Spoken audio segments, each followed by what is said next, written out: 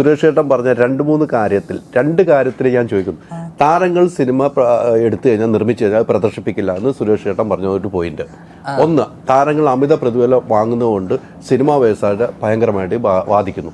ഈ 2 കാര്യത്തിന് അഭിപ്രായം എന്താണ്? ഞങ്ങൾ താരങ്ങൾ എന്നുള്ള ബെൽറ്റിൽ പെടുവോ? പിന്നെ നിങ്ങളും താരങ്ങളാണല്ലോ. അതാദ്യം കമന്റിലെ തെറികളിൽ നിങ്ങൾക്ക് എവിടുത്തെ താരമാണെന്നും ഉണ്ടേ. താരങ്ങൾ തന്നെയാണ്, നിങ്ങളെല്ലാം താരങ്ങൾ തന്നെയാണ്. അവരുടെ കമന്റ്സ് മാനിക്കണം. അതെ, ഞങ്ങൾ സ്വയം അങ്ങനെ ഒരു ഫീലില്ല. നടന്മാര് എന്താണ് 2 കാര്യത്തിന് അഭിപ്രായം? നേരത്തെ പറഞ്ഞ പോലെ അത് ഈ സുരേഷ് പറഞ്ഞ കാര്യങ്ങളിൽ കുറച്ച് വൈകാരികമായിട്ടാണ് ഇതിനെ സീൻ പുള്ളി വളരെ ഇമോഷണൽ ഔട്ട്ബേസ്റ്റ് ആയിട്ട് നേരത്തെ പറഞ്ഞ പോലെ തോന്നി. ചില കാര്യങ്ങൾ ഒരു യോജിക്കുന്ന 2 കാര്യങ്ങളേ ഉള്ളൂ. ഈ സാലറി നേരത്തെ രമേശ് ചേട്ടൻ പറഞ്ഞാൽ വളരെ ശരിയാണ്. നമുക്ക് ഇത് ഫ്രീലാൻസ് ചെയ്യുന്ന ഒരു ജോലിയാണ്. അപ്പോൾ അയാളുടെ സാലറി തീരുമാനിക്കുന്ന അയാളാണ്. അപ്പോൾ അതിലൊരിക്കലും നമുക്ക് നേരത്തെ ഇതൊക്കെ നെഗോഷ്യബിൾ ആണല്ലോ. ഫ്ലെക്സിബിൾ ആയിട്ട് ആർട്ടിസ്റ്റ് വെക്കുക. ഇപ്പോൾ പ്രീ റിലീസ് ബിസിനസ് ഒന്നും ഇല്ലാത്തതുകൊണ്ട് കുറച്ച് ഫ്ലെക്സിബിൾ ആയിട്ട് വെക്കുക, അത്രയേ ഉള്ളൂ. ഇത് നെഗോഷിയേറ്റ് ചെയ്യുക എന്നുള്ളത് മാത്രമേ ഉള്ളൂ, അല്ലാണ്ട് ഇതിനകത്തൊന്നും ചെയ്യാൻ പറ്റില്ല. രണ്ടാമത്തെ കാര്യം, ആർട്ടിസ്റ്റ് പ്രൊഡ്യൂസ് ചെയ്യാൻ പറ്റുന്ന അങ്ങനെ നോക്കുമ്പോൾ ഇപ്പോൾ മമ്മൂട്ടി കമ്പനി, വേഫെയറർ, ടൊവിനോ തോമസ്, നിവിൻ പോളി ജൂനിയർ ഇതൊക്കെ പൂട്ടി വെക്കണമെന്നാണോ? അതൊന്നും പ്രാക്ടിക്കൽ അല്ലല്ലോ. ഇവിടുത്തെ ഏറ്റവും വലിയ സൂപ്പർ സ്റ്റാറിനെ ഞങ്ങളിപ്പം ചെയ്യാറില്ല. ഞങ്ങൾ സമരത്തിലാണ്. എല്ലാവർക്കും കമ്പനി ഉണ്ട്. 26 പ്രൊഡക്ഷൻ കമ്പനി ഉണ്ട് അമ്മ സംഘടനയ്ക്കുള്ളിൽ. അതെ. അപ്പൊ അതെന്തിനാ പിന്നെ ഇതിനൊക്കെ പെർമിഷൻ തരാൻ പാടില്ലല്ലോ? അങ്ങനെയാണെങ്കിൽ ഇത് നിയമം വരണല്ലോ. അതിലൊന്നും കാര്യമില്ല.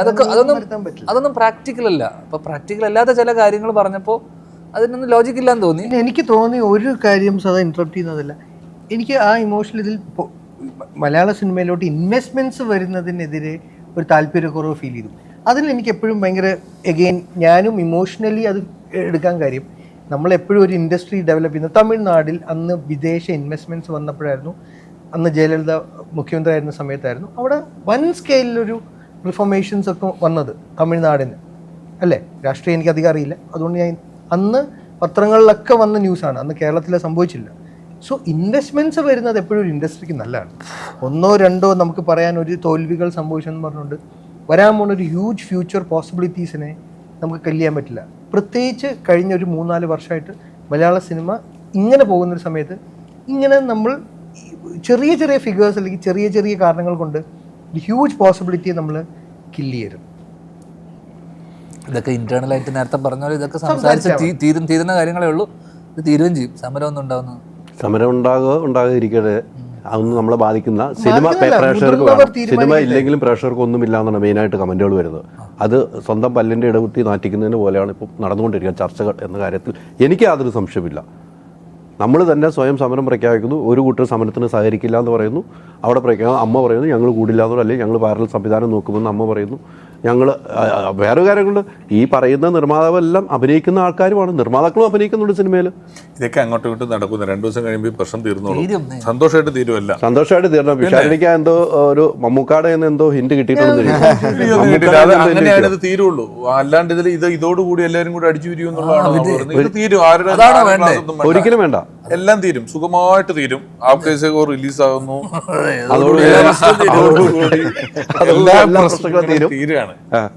എല്ലാ പ്രശ്നങ്ങളും തീരുന്നതായിരിക്കും അതോടുകൂടി. എല്ലാവരും അങ്ങോട്ട് പരസ്പരം എല്ലാവരും ചോദിക്കും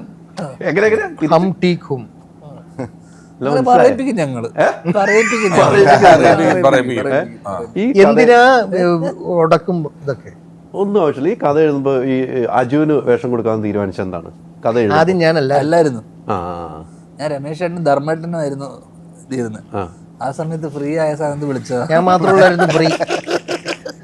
ധർമ്മേട്ടൻ അന്ന് ആക്ച്വലി ഷൂട്ട് ക്ലാഷ് ഉണ്ടായിരുന്നു. അതുകൊണ്ട് അല്ലെങ്കിലും വേറെ എന്തെങ്കിലും വേഷത്തിൽ ഉണ്ടായേനെ, ഈ വേഷം അല്ലെന്നുള്ളൂ. ഇപ്പൊ ഡോണി ചെയ്ത പ്രൊഡ്യൂസർ ചെയ്ത ഈ അറ്റത്തിരിക്കുന്ന കള്ളന്റെ വേഷം ഞാൻ ചെയ്തേനെ, അത് പോയനെ. ഡോണി പുറത്താകുമ്പോൾ സിനിമ ഉണ്ടാവില്ല കേട്ടോ. ഇല്ല, അങ്ങനെ ഒരു പ്രശ്നമില്ല. അങ്ങനെയാണ് നമ്മൾ വേറെ കഥാപാത്രം ഉണ്ടാക്കും. നിങ്ങളെല്ലാം കൂടെ പടത്തിൽ അഭിനയിക്കുന്നില്ല, അതുപോലെ ആവശ്യങ്ങൾ ഉണ്ടായിട്ടാണോ? ഈ അജുവും ധ്യാനുമായിട്ടുള്ള ഒരു അടുപ്പവും അവരുടെ ഒരു സൗഹൃദ വലയും പിഷാരിൽ കാണുന്നുണ്ട്. ഇവർ തമ്മിൽ പല മേഖലയിലാണെങ്കിലും പ്രൊഡക്ഷനിലാണെങ്കിലും അഭിനയിക്കുന്നതിന് വെറുതെ ഉള്ള സൗഹൃദങ്ങളും പിഷാരടി കാണുന്നുണ്ട്. അത് പിഷാരടി ഇവരുടെ ഒരു സൗഹൃദത്തെക്കുറിച്ച് എങ്ങനെയാണ് വിലയിരുത്തുന്നത്? ഇവരുടെ സൗഹൃദം വളരെ നല്ലതും കുറച്ചൊരു ഡീപ്പായിട്ടുള്ളതും വളരെ പ്രൊഡക്റ്റീവുമാണ്.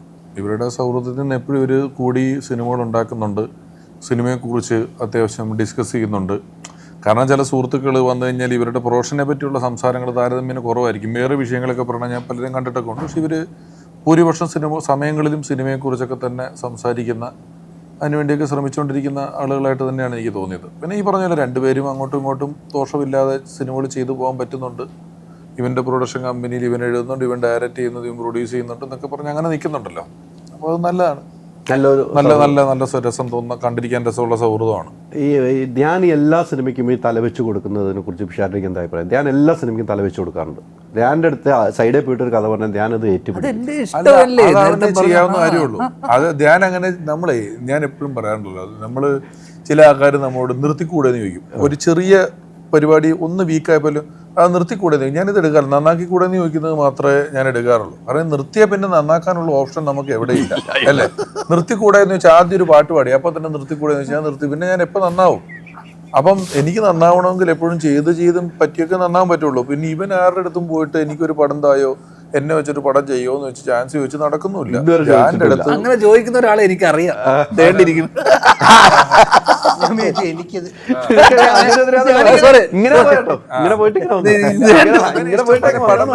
ഇവന് പടം വരുന്നുണ്ട്, ഇവനത് ചെയ്യാതെ ഇവനൊരു പേപ്പർ എടുത്തിട്ട് ഇതിന്റെ നടുക്ക് ചെയ്യണ്ടെന്ന് എഴുതിയാൽ ചെയ്യണ്ടെന്നുള്ള കോളത്തിൽ എഴുതാൻ എന്തെങ്കിലും കാരണം വേണ്ടേ?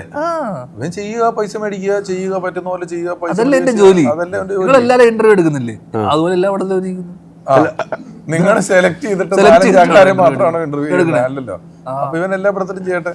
ഇവന് പറ്റില്ലെങ്കിൽ ഇവൻ വിടുന്ന 2 പടം ചെയ്യാൻ പോലും തയ്യാറായിരിക്കാൻ ഞാൻ ഇതുവരെ അവനത് ചെയ്തിട്ടില്ല. അങ്ങനെയുള്ള 2 ആൾക്കാരോട് എന്നെ പറ്റി ചോദിക്കുക. എന്നെ ദൈവമായിട്ട് കാണുന്ന ആൾക്കാരാ ഇവര്. വിട്ടുകൊടുക്കില്ല, ദൈവമായിട്ട് കാണുന്ന ആൾക്കാര്. നമ്മുടെ പരിപാടിക്ക് മിക്കവാറും ഈ കണ്ടന്റ് നമ്മൾ തന്നെ ഉണ്ടാക്കണം. എല്ലാ സ്ഥലത്തും ഈ 25 കൊല്ലമായിട്ട് പോണിടത്തൊക്കെ എന്തെങ്കിലും ഉണ്ടാക്കി പറയണ്ടേ? ഇതാകുമ്പോ വല്ലവരും ഉണ്ടാക്കി തരും. ഇത് ഉണ്ടാക്കി കൊണ്ട് കൊടുക്കുകയാണേ. എനിക്ക് അസൂയ കൊണ്ട് ഇരിക്കാൻ പറ്റണല്ലോ, അറിയാമോ? ഞാൻ പറഞ്ഞൊരു കാര്യമുണ്ടല്ലോ, ഒരു സിനിമ എന്റെ വരും. ഞാൻ എല്ലാം ഇനിയും എന്റെ ഒരു കാലമുണ്ട്, എന്റെ ഒരു സിനിമ വരും.